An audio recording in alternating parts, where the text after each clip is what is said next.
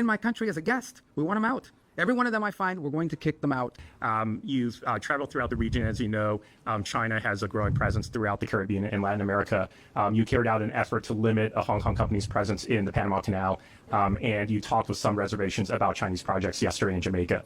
I was wondering, is it the aim of the Trump administration to try and have the two superpowers reach an accommodation or understanding where each power limits their military, diplomatic, and economic presence in the backyards of the other powers, meaning spheres of influence for each power? And then related to China, in 2019, you supported legislation to have the U.S. government support the protesters in Hong Kong, the pro-democracy protesters, and mostly the protests are peaceful, but also occasionally they disrupted public life. And so based on your rationale for deporting campus protesters in the U.S., would you now support the Chinese Communist Party or Hong Kong authorities supporting foreigners who took part in those protests in 2019? Yeah, the first question is silly because the people that we're getting rid of in our country are vandalizing. They're not protesters. They're taking over college campuses. They're harassing fellow students. We let them in our country to study. We gave them a visa because they said, I want to go to your university, I want to get a degree. They didn't say, I want to go to university and I want to vandalize your library and I want to chase Jewish students down the street and I want to wear a mask over my face like if it's Halloween and terrorize people. We didn't give them a visa to do any of that. So we don't want those people in our country. They're not demonstrating for, they're going beyond demonstration. They are going and they're creating a ruckus. They are creating riots basically on campus, and it's unfair for students. Some of these schools are some of the most expensive schools we have in America.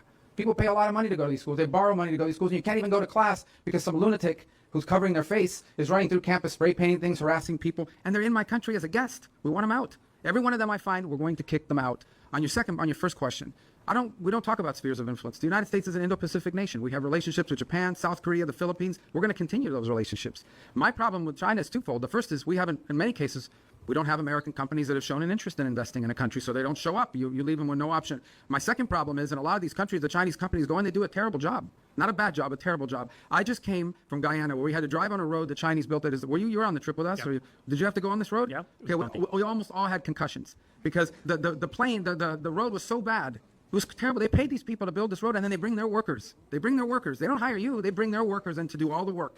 And then, or they want you to borrow a bunch of money, and then they hold it over your head. So what I want is for countries to have an alternative to that.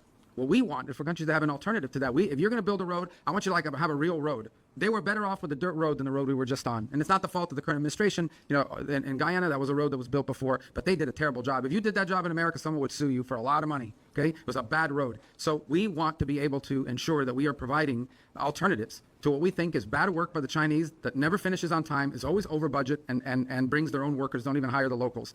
And one more point I would make in this regard. There are certain sectors, okay, when it comes to telecommunications and so forth, where I'm just honest with people. If you're going to have a telecommunications system that is controlled by Chinese companies, you're going to have trouble having American investors come in because they don't want all their stuff stolen.